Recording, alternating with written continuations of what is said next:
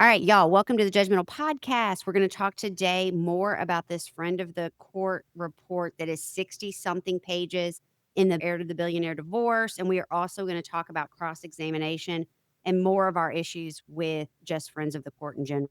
Yep, this is the more you dive into this, the scarier it gets. It's hard for me to read any part of this without feeling different ways about how this is not what the FOC system, I guess, as a tool to the court was meant to be. But Absolutely. that's what it's become. You have someone who can come in and determine the weight of the witnesses and set the stage with all the evidentiary stuff before the attorneys even get to enter the courtroom for a hearing. And then if you have a judge who will just sign off on things without allowing anyone else to address it or to be even sworn in and to testify, then basically the entire judicial process has been farmed out to somebody who's not elected and, as we discussed in the last podcast, is not trained to give an opinion on many of the things she gives an opinion on.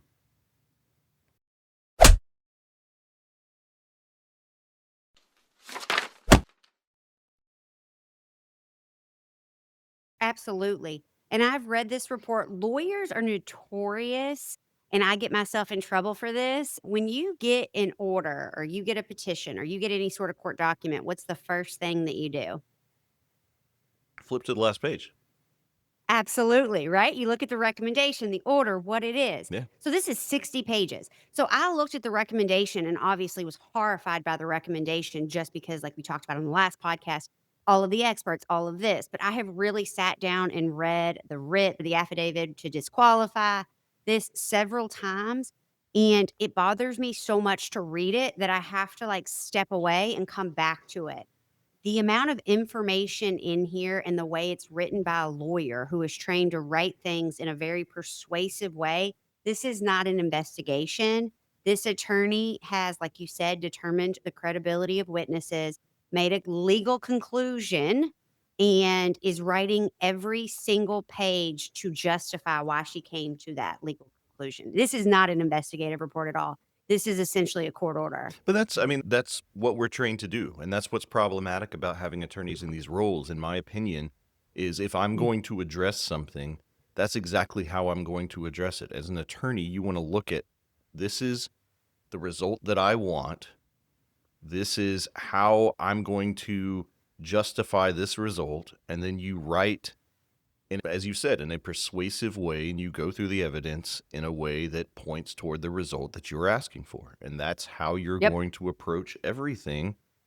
And that's how this reads. And it's because that's what we do. That's a limitation of having an attorney try to do something neutrally and to be a neutral. And that's why I've always had a lot of respect for attorneys who can be good mediators. I've always felt that switching off the advocate part and actually trying to be open to both sides and to be a neutral is just such a foreign concept, especially to attorneys that litigate a lot. It's just a different part of your brain you're having to use and to switch over to. And I have a lot of respect for people that are able to do that. But I think it's And the there's a exception. clear example here of someone that should not be mediating this FOC because Well, this in no way, shape, or form reads as a neutral report in any capacity. This is a hit piece done on mom.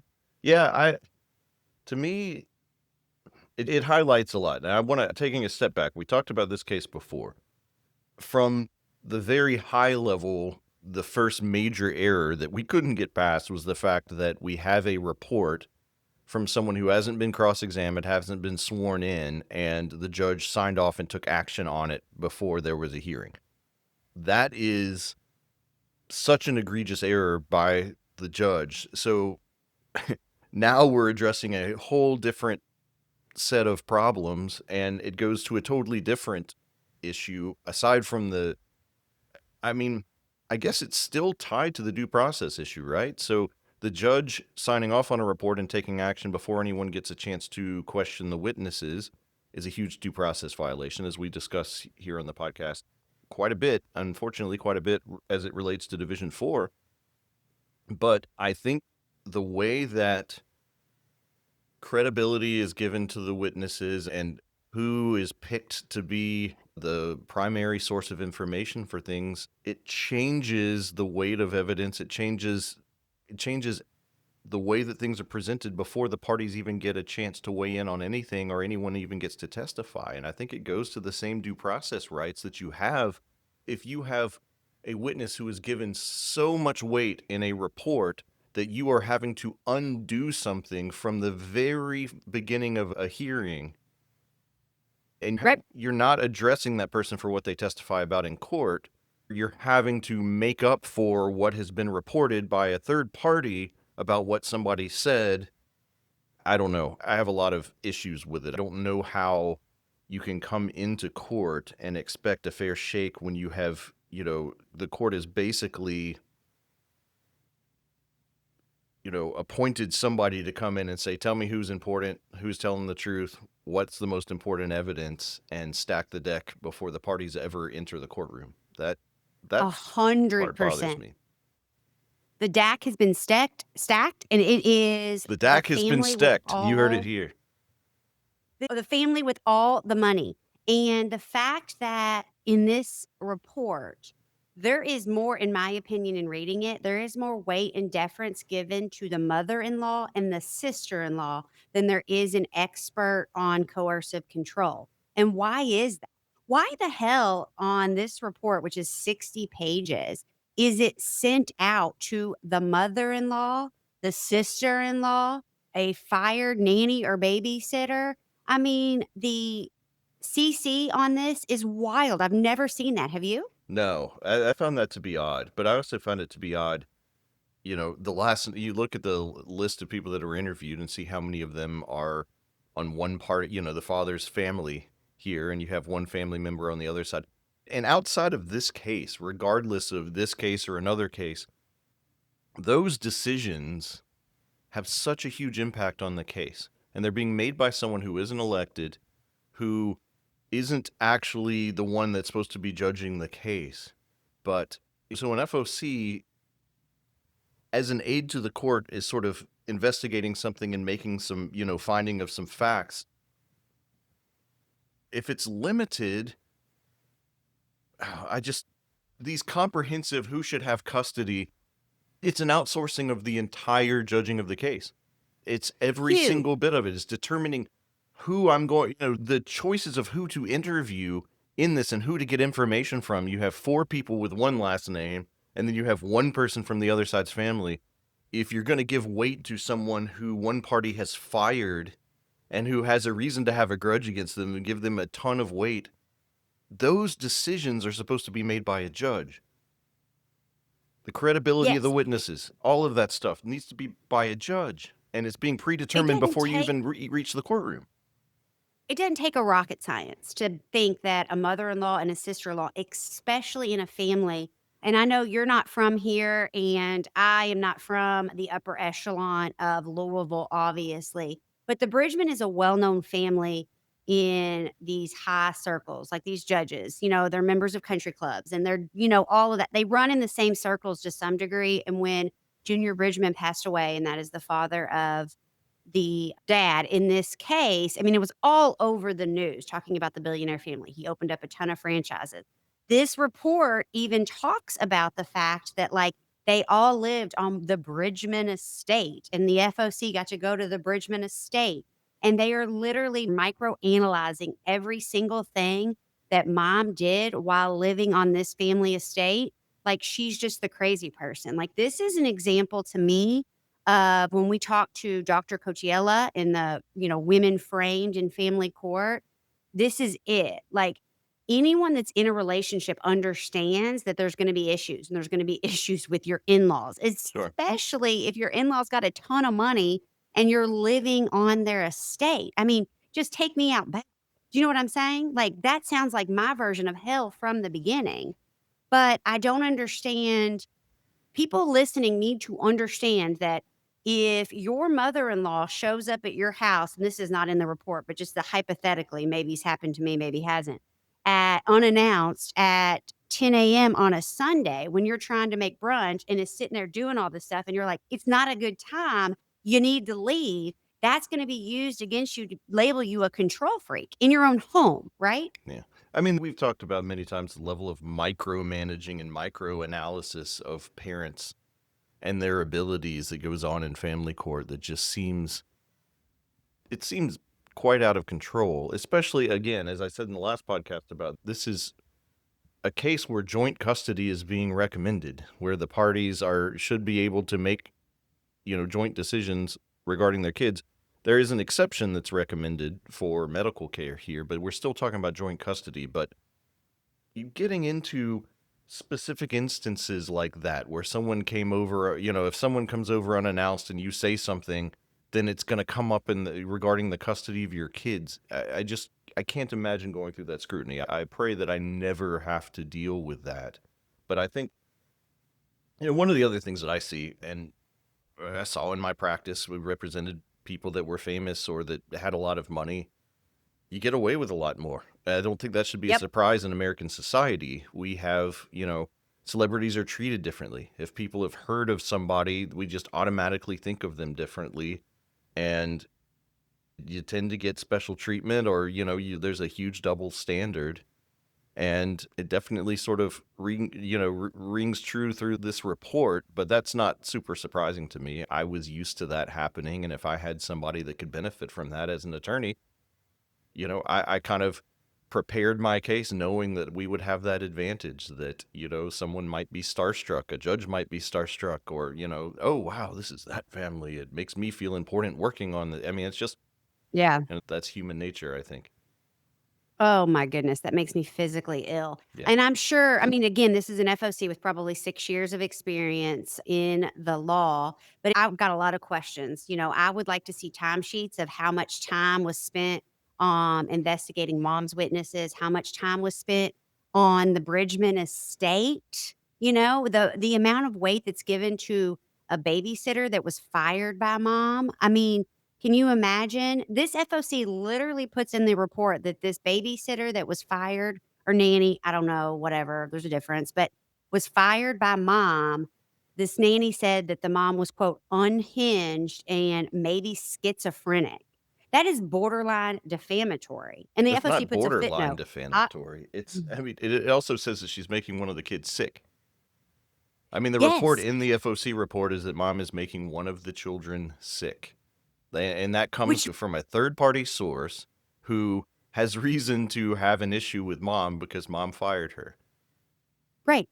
And she said, well, mom was upset that she found out that one of my cousins worked for the Bridgman family. And I'm going to tell you right now, anyone going through a divorce and anyone going through a divorce in a very high asset case with a family like this is going to be paranoid. There are several things in here too that I do think, because I want to be clear, I've read the FOC report and it was like a gut punch to me of all of the patterns that we've seen throughout the country.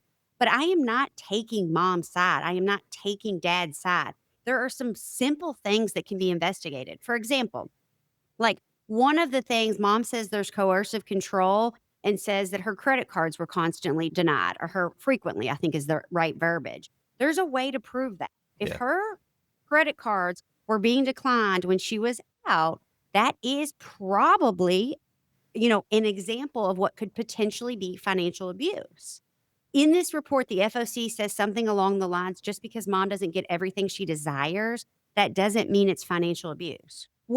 Yeah. How condescending. Yeah, I mean, so it's one thing if you come in and you report on facts. You come in and you're helping to basically put together voluminous evidence for the court and serving in the role to come in and say, okay, I've reviewed it, I've looked, it seems like it actually happened on these occasions. That's helping the court sort of put together what the facts are so the court can make judgments based on it. But what we have here and I'm interested in this mostly because it's a great example of what we see as the problems with FOC reports in general. And what I saw as a practitioner all the time in these reports is that you're not helping determine facts. You're not sort of helping in an investigative role. You're making judgments.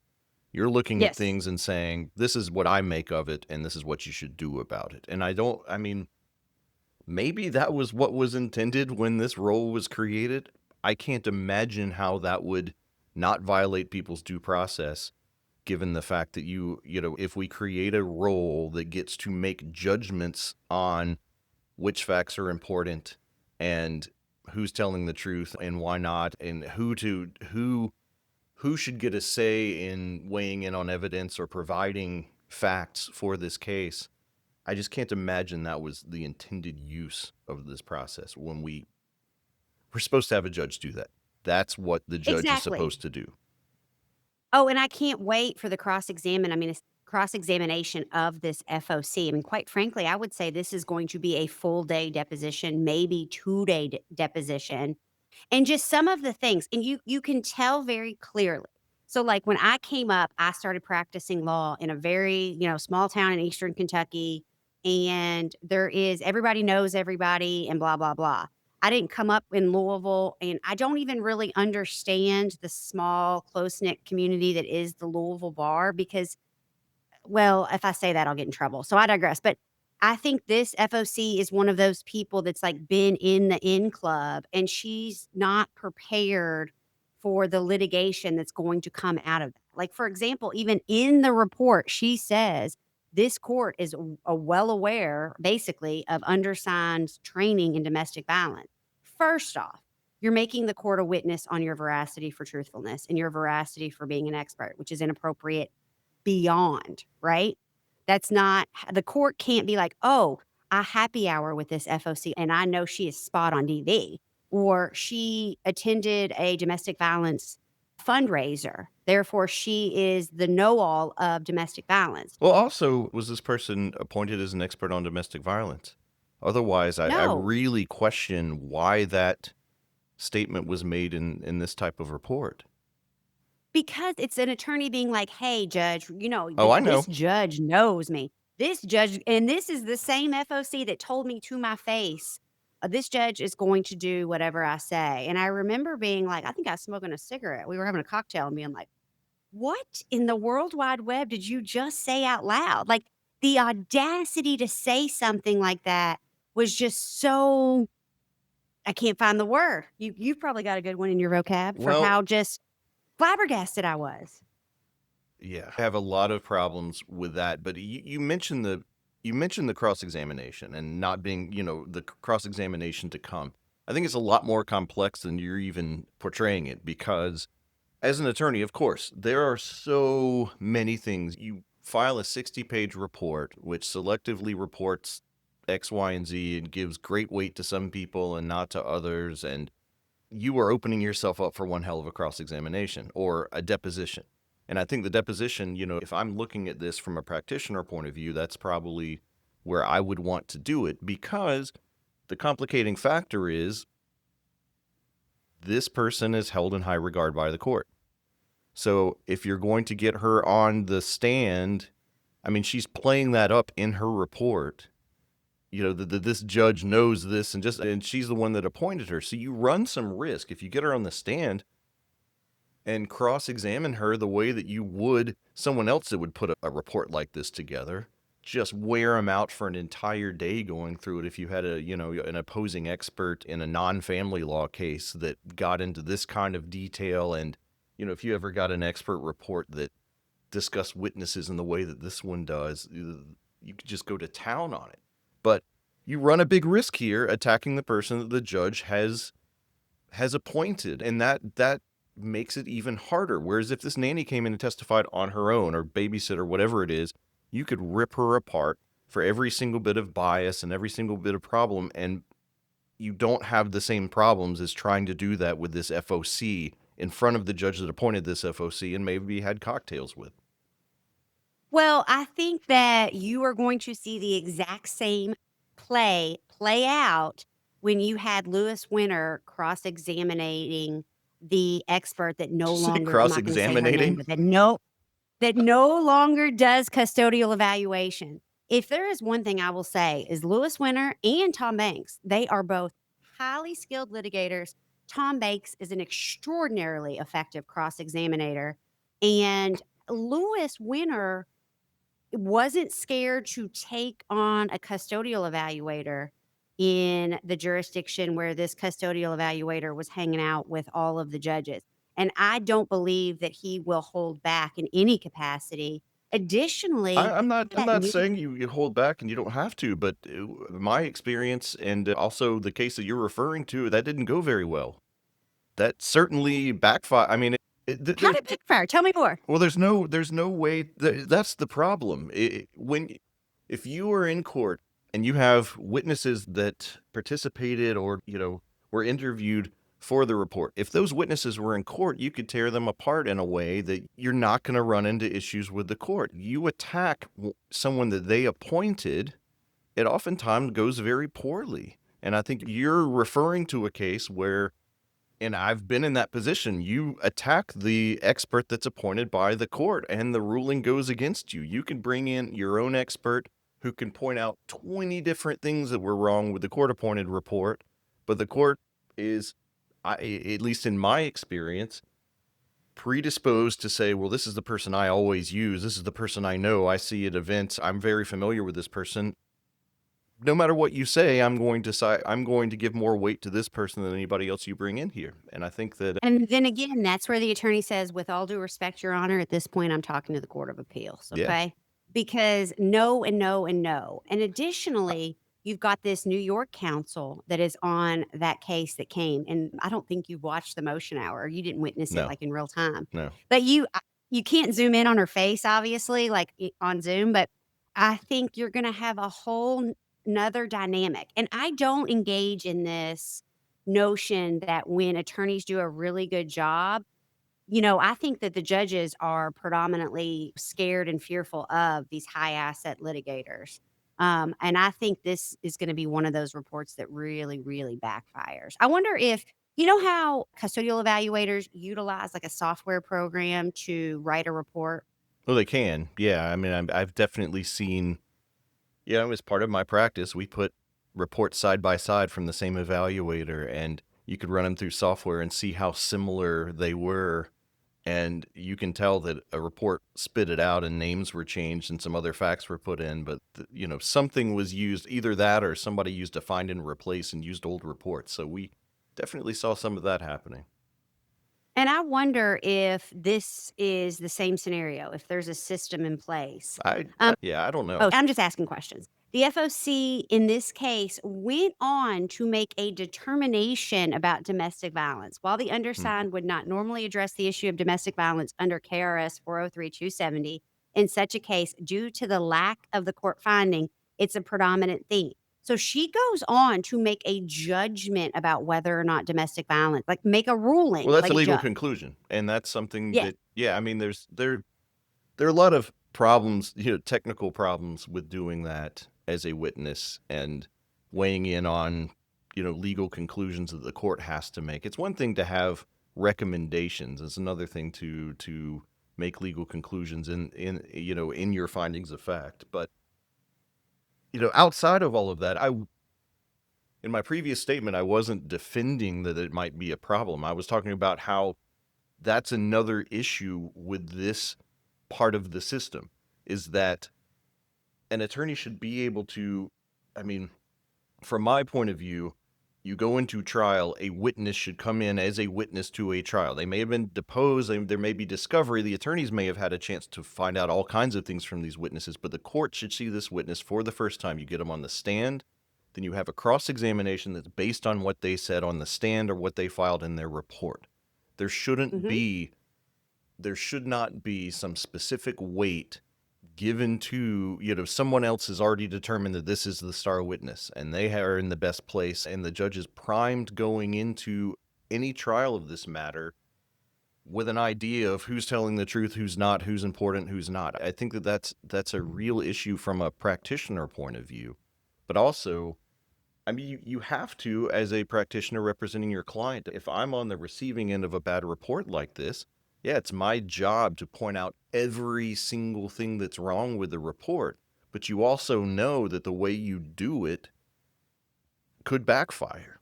The courts like to double down on their people and their processes. And if you attack their Yes. system, even if the system is clearly broken or hasn't worked in your case, you could get some backfire, and you have to prepare your client for it, and you have to be ready that if you attack their person, the person that they rely on to do their job or do their job for them in so many of these cases, you could have some problems.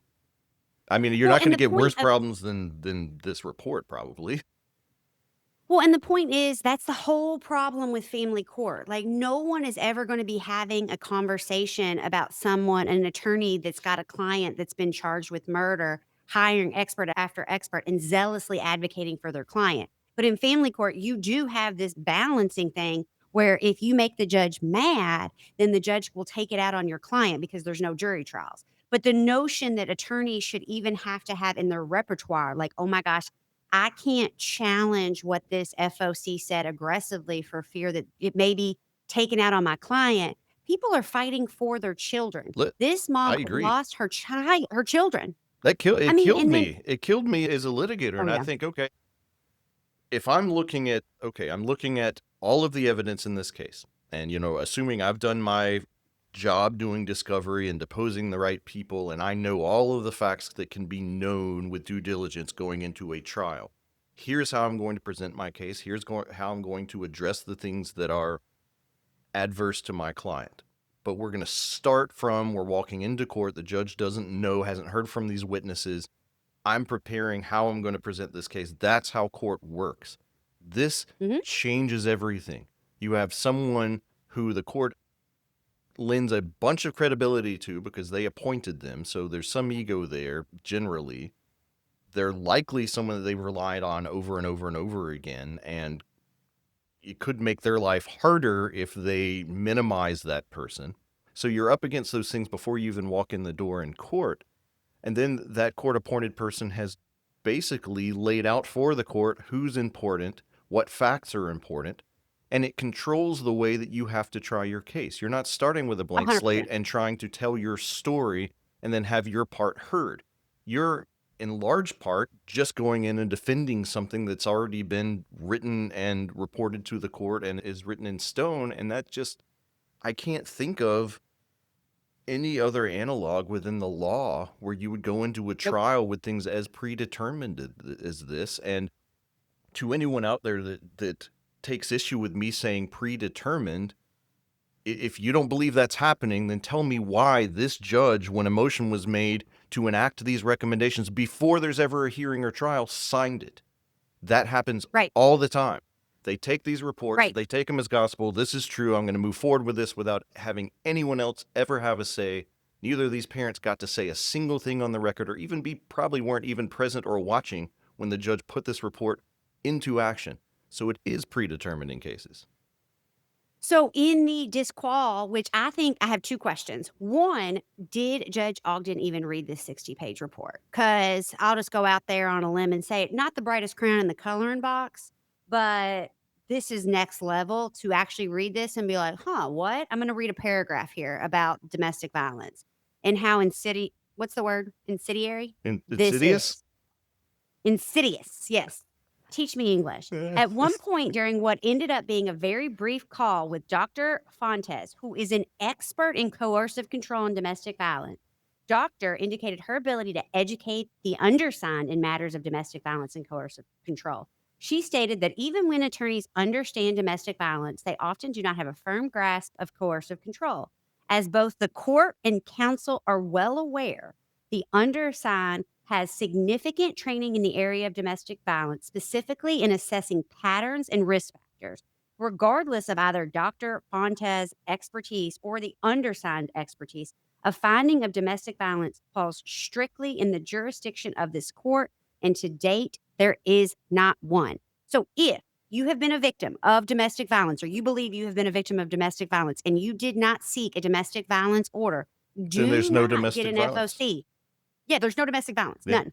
No, no person. And again, if Well, you hire an FOC on your case or you get an FOC on your case, the only finding they're going to have is that, whoa, whoa, whoa, my job is to investigate. And the only person, the audacity to write this down, the only person that can say domestic violence happened is a court of law. What the actual? And my Nana says I have to yeah. stop cursing, so I haven't yet today. No, good job. That's pretty amazing. Yeah, I mean, I don't see this from all FOCs. This is not something. In fact, I've seen the opposite, where there's been no mention of it, and domestic violence gets mentioned all throughout. And whether that's true or not, I don't know. That's for them to sort of at least lay out the facts and for the court to actually determine. But I want to go back and look, and I don't recall, honestly. I wish I'd have looked before we recorded. I want to go look at the appointment order, the order that appoints her in this case. I want to see if it specifically appoints her as an expert on domestic violence. I want to see, because the appointments on these cases, the orders appointing are so important, and they are oftentimes just absolutely devoid of any direction or any boundaries, any constraints. This is what we Parameters. want you Parameters. to look into. This is your role well defined. It's oftentimes people are just appointed, and you determine what's important in this case and tell me what I should do generally in this case. Just generally make recommendations on parenting time, custody. Just go ahead and have at it. Anything related to the kids, it's just fair game, instead of saying your role is to investigate X, Y, and Z. Here are the things you should have access to. Here's what I want to report on. Right. And this FOC, the original FOC withdrew, I think took another position. And so this FOC was relatively recently put on the case. I could go on. We could do a series every single day and just analyze a paragraph, and it would take us a month to get through all of the issues that I have. And again, this is my opinion, but this is just one of those where it's like you and I both said, I'm trying to even find the right way to say it. It's horrifying to think that this is happening in the United States. And this is another pattern. This is another play that I noticed that happens in these high asset divorces, right? So in this report, over and over, mom is saying she wants to be the sole caretaker. Okay. And dad, and the FOC utilizes this. All dad wants is equal time. All dad wants is equal time. He doesn't want to take the kid from mom. And then you have lawyers that file a motion to take the fucking kids from mom, and it gets ordered. But dad is painted as this person that wants equal time. Yet, unless his attorneys filed it without his knowledge, without his permission, which would be problematic, clearly he's taken actions to show he wants to take the kids from mom, right?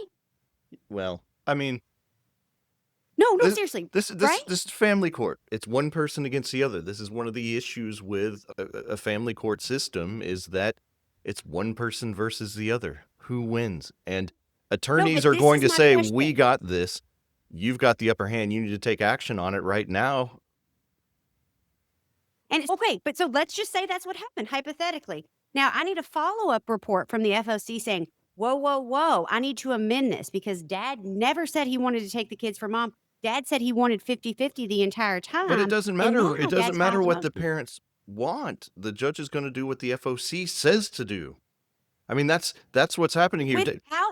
No. FOCs cannot file motions without. I'm not saying it's right. I'm just saying it's the world we're living in. Why would an FOC amend based on what the parents want when it never has? That's not the way that it works. This is what I think should be done, and the court is going to be like, yeah, well, that's what I think should be done too. Screw what anyone said and what anybody actually wants here. We know better about what these kids should do. Right. I'm explaining this, though, for listeners. The fact that, and this is a pattern. It's like you have this, and there's a verbiage in here that dad is explained as overly calm by one of the experts or doctors or something like that, which is, I say it all the time, cool, calm, and collective wins family court.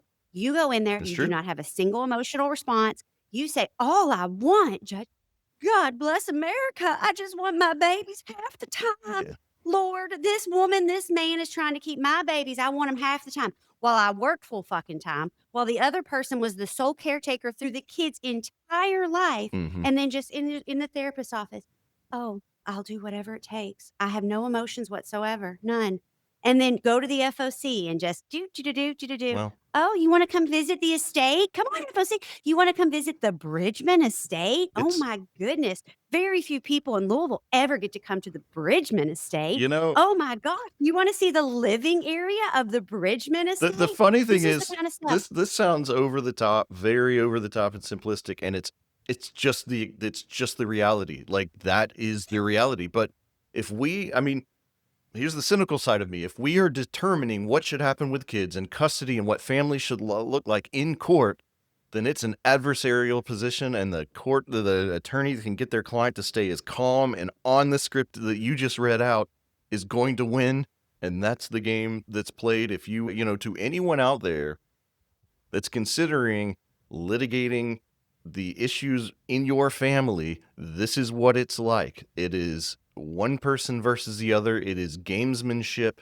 It is so removed from actual reality. You better be ready for it, because us attorneys that do it for a living, the people that are paid big bucks to win these cases, they're going to take advantage of every one of those little things. And it is that simplistic. It's a game of chess. Jesus, take all the wheels. Yeah. Hugh, I couldn't have said it better. Yeah. All right, y'all. We will follow up. No opinions from the Court of Appeals. Obviously, it was Thanksgiving. I would imagine we've got another disqual that is filed in front of Judge Ogden. I do have a feeling we're going to get those back the week that you are listening. So cross your fingers, and we'll do a special episode if we do. Oh, yeah. Hugh, anything you want to add to my drama? No. Nope. Bye, y'all. Said well. Thank you. Bye.